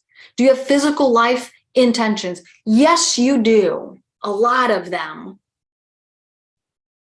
But there's nobody that's going to put you on a guilt trip if you get 0 of them done, including you when you get over onto the other side. You're going to look at your life and say, oh, I didn't get them done again. How soon do I go back? Not for a while. Oh, I'm gonna do that one over here. Okay, because sometimes that happens, and then you just satisfy something in the non-physical place, and you just do something with people here, and then you alter your path in another lifetime. There's no guilt. There's no guilt, no guilt, no guilt. We just say choose joy. Choose joy and joy and joy and joy and joy as often as you can. You know, even if you're driving on the highway and all you have is trucks around you, well, I like that there's always people around me. If you're driving on the highway and there's nobody, I love that sometimes I just have quiet me time. There's always a perspective to change what you're thinking about and how to make it better. Because when you do, you will increase intuition. And when you increase intuition, we can guide you in these really quiet, cool, magical ways to just satisfy a couple of things here and a couple of things there, because there's a lot of things built in. You might just build in the need to meet up with a soul partner, soul friend, 3 times. You just need to come across them 3 times. It'll increase the energy between you when you're in the world. That one's checked off. So you got a lot of things checked off. You won't have everything checked off, but a lot of those kind of things, there's a list of things. It looks like a Santa Claus list. And your guide is the one that just says, yeah, that one's done. That one's done. That one's done. Well, we're not even going to get close on that one. So let's just move that over to the next lifetime. And let's focus on this and this. Deactivate that one. Activate this one. Got to clean up the grid on that one. She doesn't know how to do it, but she likes meditation now. She just heard Abraham Hicks. And that's what on the inside, that's what her body heard. Meditation. I remember something about something. What is what is that? Who is that? What is and her guide the whole time just said, breathe, breathe, breathe, breathe. Meditation is quiet your mind so we can bring out that ability in you. And that's the warmth, because her body was starting to heat up and they were cooling it down. And that's why it centered here instead of a full on hot flash. And then her mind said, oh, meditation. To bring my abilities on the surface, heard and understood, done. And then there was not a single day since that meditation has been skipped. And that goes back to the motivation. So there is no automatic motivation unless something cleans up. And it doesn't mean that it's a soul intent. It just means that something got cleaned up. So you could always say that for motivation is, well, I'm just cleaning it up so that I just have automatic motivation. So don't worry about birth intentions. We're not worried about them. And we don't want anybody to walk away and feel guilty. And some people do. And some people say, well, I had this reading and they said I was supposed to move to the West Coast. And my kids are on the East Coast and I don't know. But I'm going to go. I don't want to be there. And we say, you probably had a bad reading. You probably had a bad reading. Unless they gave you the why. We'll always tell you why. But we don't usually do things like that. On occasion, we will give people some very in-depth thing in order to manifest something for them so their life gets back on track. But we're always going to tell you why that would be a good idea so that you get to decide, because you do get to decide because you're the person. And you decide, then great, we'll do plan A. And if you say, I just don't have it in me to do that, and we say, well, we wouldn't give it to you as an option, preferred option, if you couldn't do it. But if you don't believe in yourself, then we will go to plan B. And so we have those kind of conversations in private one-on-ones. No guilt. Thank No. you so much. Yeah, you're welcome. Can I ask another question? That's Our okay. time is yours. Okay. Firstly, I think I'm going to book a one-to-one with you now. But the question, I've got a global question. So if we're talking about law of attraction, and then we talk about the topics of COVID, war in Ukraine, and the now rising of all this demonic stuff which is influencing the youth, where's that come from? Where does that come from in terms of the law of attraction? Thoughts. Every thought that has ever been thought remains here in the world. Every emotion that has ever been attached to a thought remains here in the world. And so there is hate and discontent, and there's love and peace and joy. And as long as people do things to promote love and joy, there will be more of it. And as long as people are people, there will be some hate and discontent. So what do you want to tune into? We say, if you don't live in Ukraine, then just send them love and peace and joy, but keep your eyes and ears on the things that are in your lifetime. And there is global economy, global commerce, global awareness, but you're not global people. We hate to tell you this, but you're not a global person. If you want to travel the world, well, then you do need to be an informed person. And so don't go traveling to those places that are scary or dangerous or where you feel unsafe. So global awareness, if you have an intention to be a jet setter, well, then that's something you need to do. And then you also need second meditation to do something different and prepare you for what's coming up. What is COVID? Thought that the body needs in order to manifest. Stage 3. Why do some people get COVID? Because the topic, it's a varied topic. We won't go into all the specifics of why people contract it. But why do some people get it and some people don't? Because emotions rise in people. Emotions are received and emotions are given, but they also accumulate and rise. And when they rise, you have thoughts, and then you have behaviors, and then you have physical manifestation. Like we said, you can have a physical manifestation. And let's say someone is just so sad. They're sad all the time. Well, they might get a bruise. And if they're sad for 40 years, they might become a stroke victim. Because a bruise is blood and a stroke is blood. Arrhythmia is blood. Collapsing of a vein or an artery has to do with blood, and that always has to do with sad. It's sad over prolonged periods of time. So why do things happen? Because there's an accumulation of no joy on many topics in people. And every subject, just replace COVID with that subject. Why is there this? Why is there that? Why is there this? Why is there that? Because there are many topics in the world and there's many people thinking about them.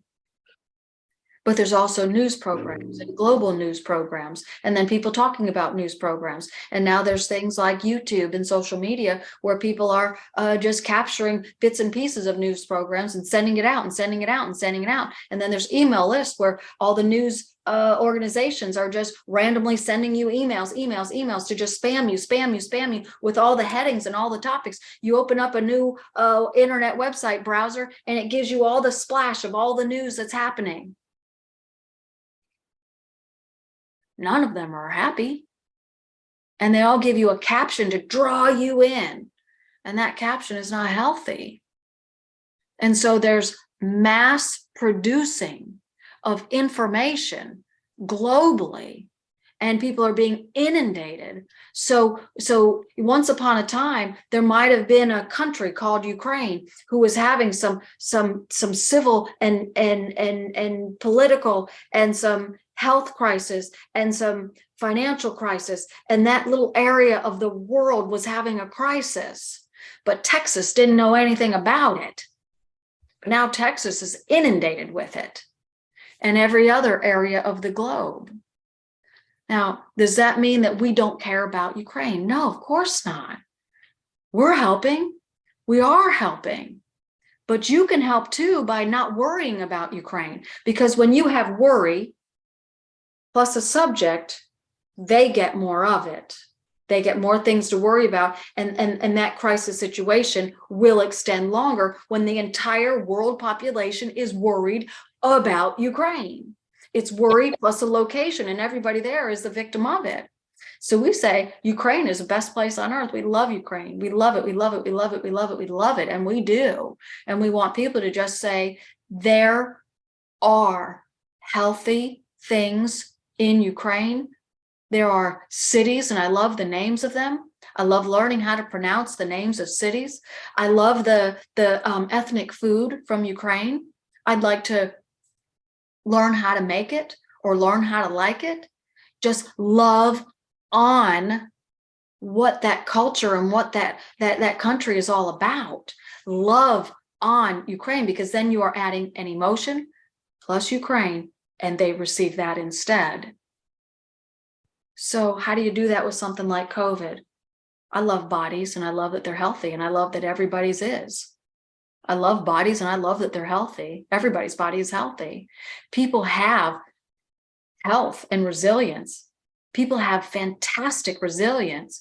There are so many resilient people in the world, and I love them all.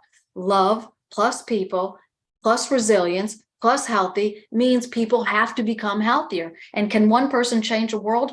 No, because you're a little bitty person with individual thoughts, and there's billions of people, and they all have little bitty thoughts. And so yours is 1/1,000,000th of something, but it can help you, and it can help those that you're close to. And so then it does impact the world.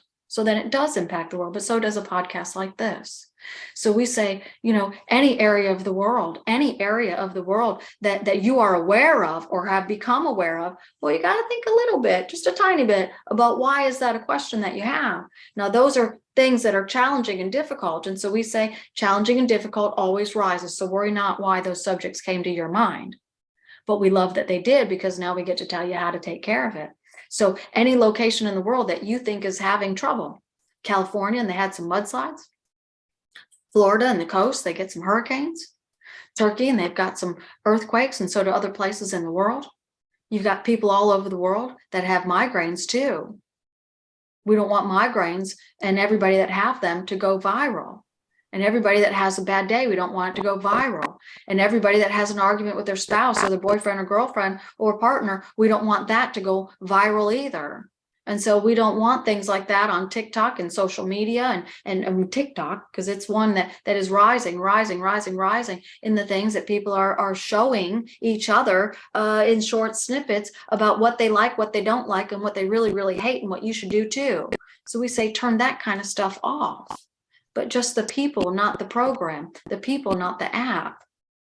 So when you're on social media, like on purpose, and tip the tide of what the calculations have in it. Why do you see things in your social media? Because it happens to be what your energy is drawing to you. It is what your energy is drawing to you.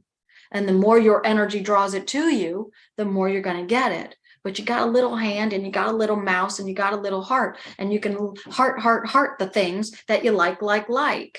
And we say heart, not the thumbs up. So give heart, because that tells the subconscious mind. Let's say that you've got a quote from us, and there are some out there, and you can just say, yeah, I like it. Or you could say, I love it.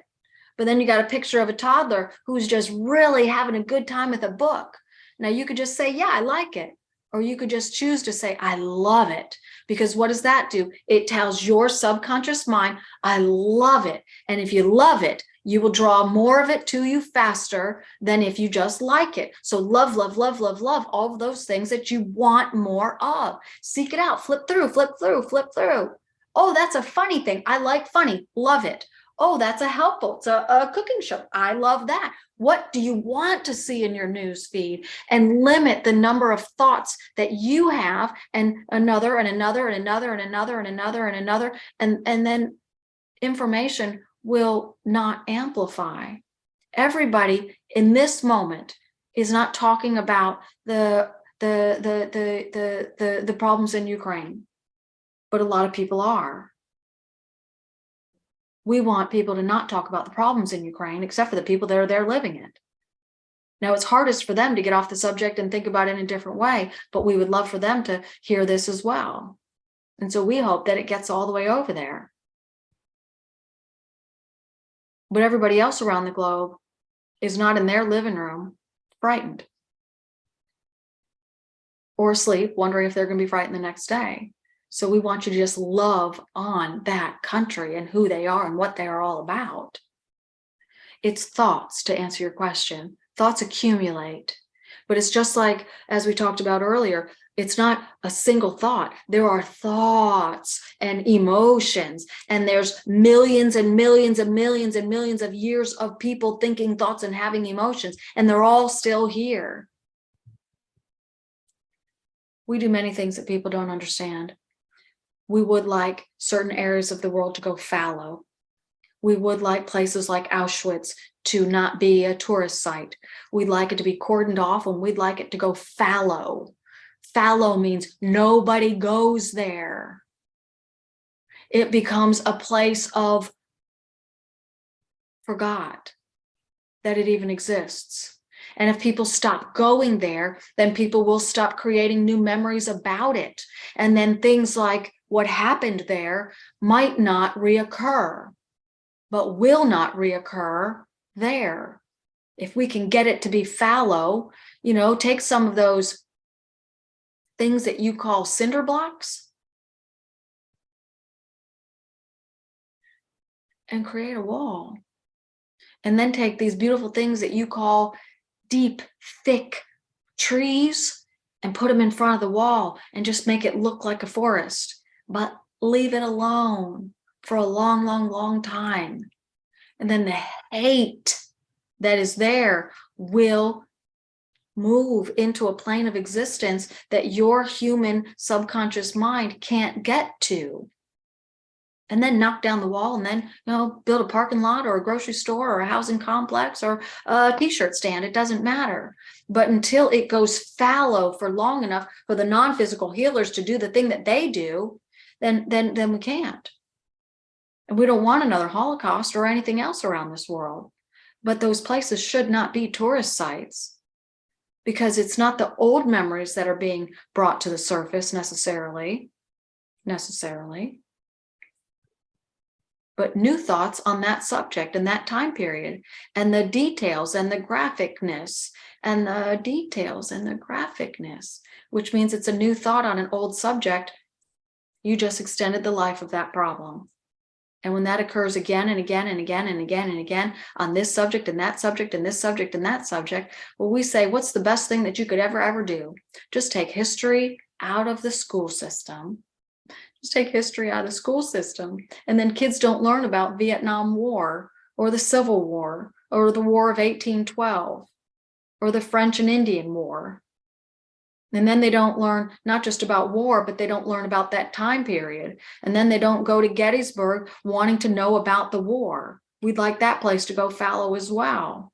But you can't do that when you've got businesses that thrive on tourism for that.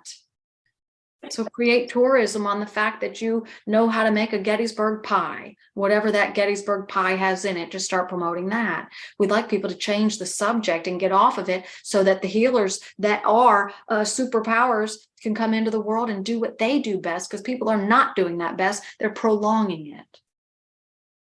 We do get on a pulpit every once in a while, and we just did. So, but we like it. And we like when people just think healthier and do healthier. What's more fun? We're going to ask you this. Having a grand old time on a slip and slide, maybe at a barbecue, having a little cocktail or a little soda pop or some kind of fun thing with some friends and neighbors, or grieving and suffering, going from building to building in Auschwitz. Which is the vacation that you really want? And what is the vacation that you want the world to have? And shut those places down. It's ruining the minds of people.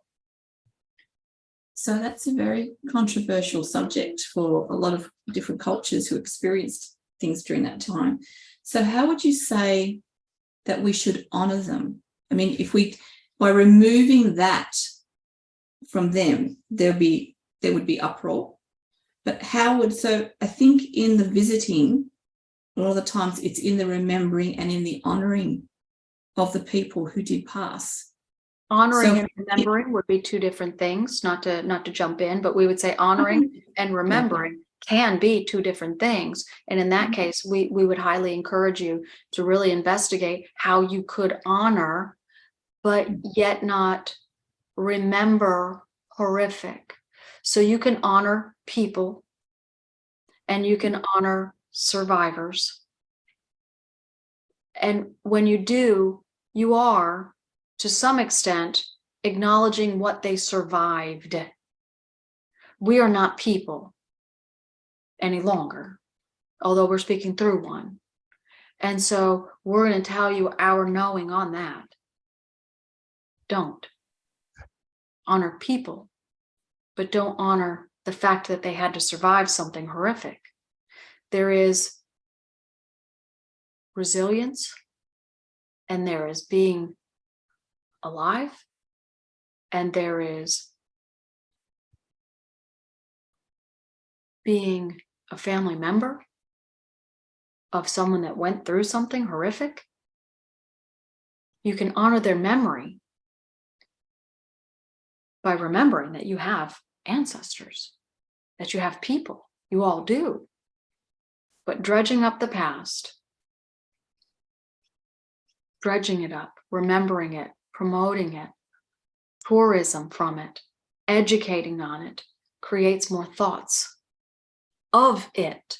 And when you create more thoughts of it, you have increased the number of thoughts about it that are in the world. So is that a good thing to do? We say no every single time, every single time. And if those that perished in that terrible place could give you a direct conversation about it, every single one would say, please don't bring it up. Please don't bring it up.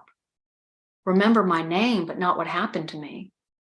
Remember when I lived, but not what happened to that whole area. Remember not what happened. Because if you remember not, then the world might forget how to make a nuclear bomb. It might forget how to destroy lives and families, communities. It might forget. How do you create peace? You got to stop teaching about the past. So people want to honor. We say, we love you so much, but you're people, and you get to be people, and you get to do what you want. But in reference to the question, we would say less history, more love. Less details of history, more love. Less tourism of historic places that are of unlove, and more love. More family barbecues and fun things to do, and less suffering by focusing on love. Focus on love, focus on love, focus on love. There will be people, and there will be more people and more people and more people. And eventually all of those people will become people that are on this side, and they'll say, well, we're no longer a person. And now we understand what Yeshua was talking about. And we agree with it. We agree with it. We agree with it.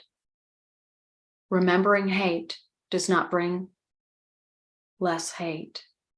It brings more, because you've had thoughts and words and discussions and conversations and experiences and emotions that brought you the subject of hate and suffering and fear and sadness and loneliness.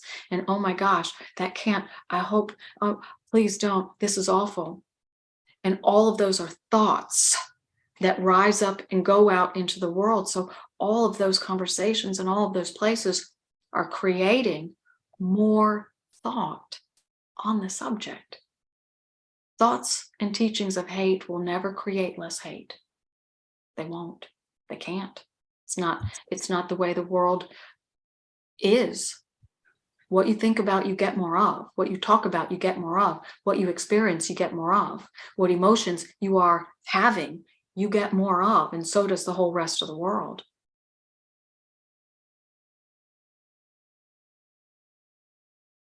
Thank you. And I extrapolate the law of attraction, okay, and we talk about Gaia or Earth or whatever name you wish to give our beautiful planet. Does Gaia have or enact the law of attraction itself as I say Gaia is a being? Do they use the law of attraction? All right, so let's just narrow that down a little bit. So if you say Earth and you give Earth a new name and call it Gaia, then we would say, okay, Gaia is Earth. But we would say that Gaia is a frequency or a thought that was brought forward to create what you call Earth. So we would say Gaia is an accumulation of thoughts that brought forward the ability to have a world that you name Earth. Earth does not have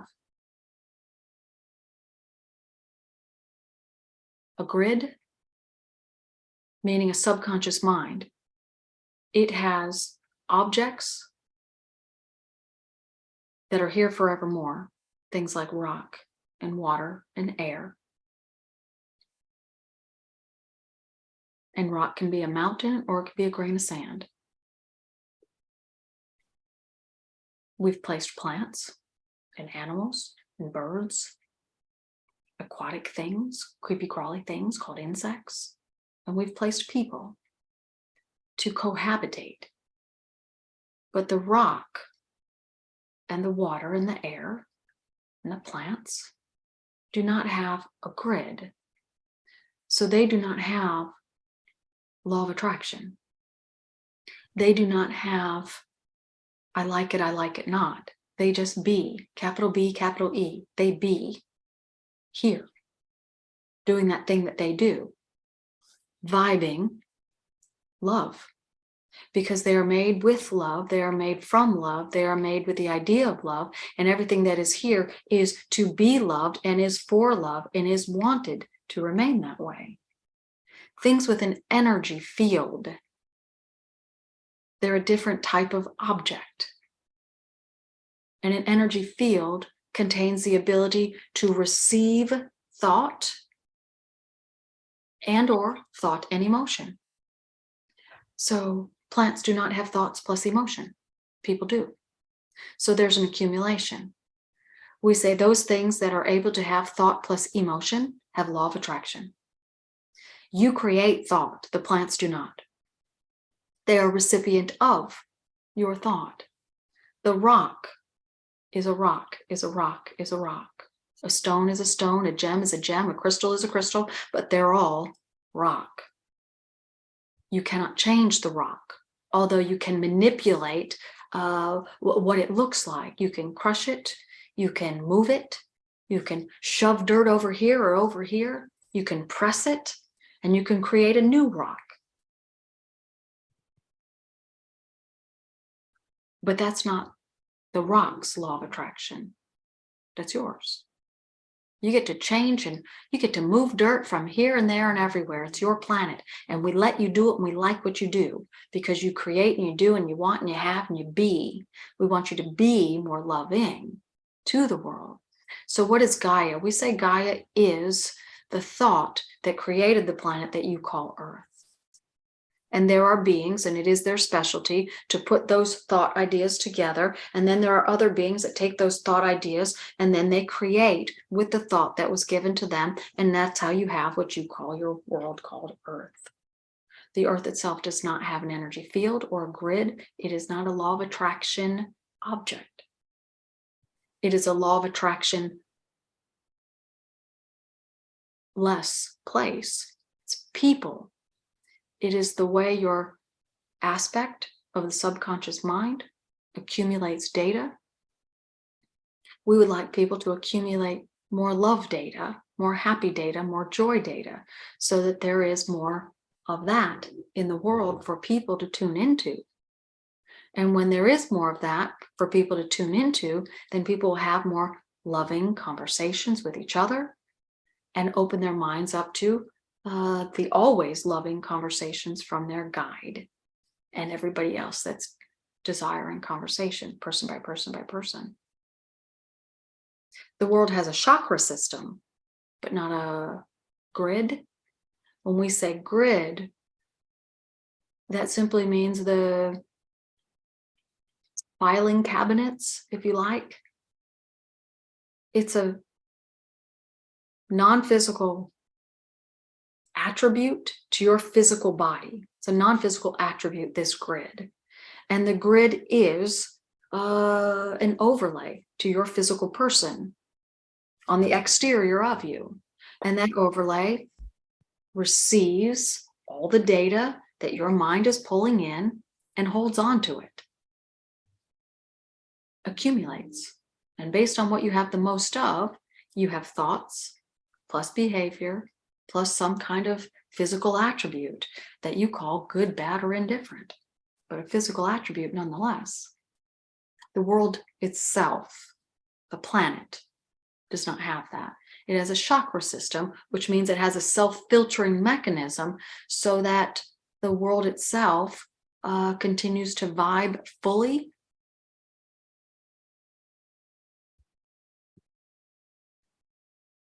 Thoughts can clog pipes. The world does not have pipes, but it has a chakra system so that people can live here fully in the way that it was designed.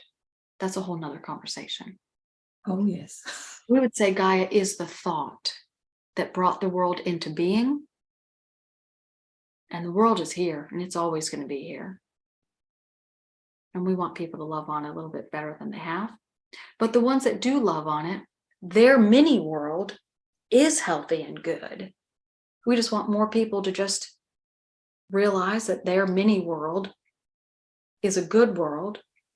And if their area of the world is good, and there's probably other people in other areas of the world that are good, and then just gravitate towards them and draw those people towards them, and then their experience of the world and of life is good. And when that happens, well, we just say it's intentional living, source-led living. Stay tuned into your guide, stay tuned into love, stay tuned into friends, stay tuned into happy, choose happy again and again and again, create happy in your mindset or in your lives, do the things that you want to do in life, don't hold back, don't hold back, don't hold back. And then you'll love life. And the more people that do that, the more opportunities for more of it, and the less likely of the opposite. How do you get more of what you're not wanting?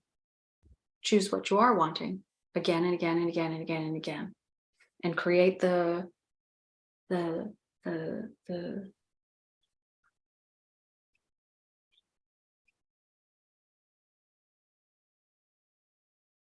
gap. The gap. Wide berth of a gap between what you don't want and what you do want.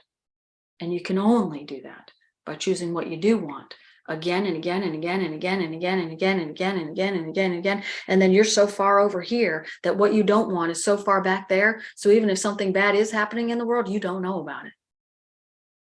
And then it'll happen less and less and less and less and less for everybody. It's the only way. It's the only way. And that's why we teach through so many different people, so that you understand law of attraction is not a little here and a little there. It's how you create your entire life. Lives will be changed when more and more people understand. Choose happy. Choose happy. Choose happy. Choose happy. Choose happy. But when we say that, we're not just telling you choose a happy thought, choose happy words. We're also talking to that subconscious mind and reminding it vibrationally, hey, you on the inside, you choose happy too. So we want the outer you and the inner you to both choose happy. And that's why we do speak through people on occasion. Not a lot, but on occasion. And those that we do speak through, we say the same thing again and again and again. Just love.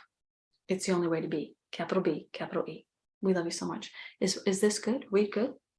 Yeah, we're good. We appreciate you bringing the guides through today to speak with us. And I'll just end by saying basic message is love yourself more and treat yourself kindly. And you are what you think about. So think loving things. Be kind to everyone around you, and enjoy what you do, and find that joy in everything you do. And I appreciate everybody coming today. And I think this was a wonderful conversation. Wonderful. Thank you. Thank you. Thank you. Thank you so much. We're good. Thanks, everybody. I appreciate it. Just for your awareness. So yeah, I do private consultation, private conversation, but also the hour knowing. It's a monthly event, 2 hours. do feel free to sign up for that. Bring your questions. They get answered specific instead of general. And so you might enjoy that as well. I've had a really good time. Please do know. The Jeshua Collective sends their love to each and every one of you. Great. And hopefully we can do this again. And I know we talked about so many things, and we could keep going down deeper and deeper and deeper. So it's hard not to take everything into a deep dive, but Hey, we do appreciate it. This was fun. This was fun. I love it. And I love their teachings, and I love them. And I love the idea of people learning how to look up and to the right and acknowledge all day long. You see a flower instead of trash, look up and to the right. Thank you, thank you, thank you. Because it is your subconscious mind that is bringing that to you. But you get to influence it by telling it that your guide is here, and that your guide is helping to influence it, and that your guide is available, and your guide, you know, it makes a difference. I do it all the time. And I hope more and more people learn that the wisdom of Yeshua is something to pay attention to. And, you know, energy work, thought work, behavioral work, emotional work. It's not all work. Sometimes it's just go off and be happy. So I hope all of you have a wonderful rest of your weekend, and I hope to do this again soon. And thank you, Carol, so much for taking your time today to be with us. Thank you, Carol. Thank you. You're welcome. You're welcome.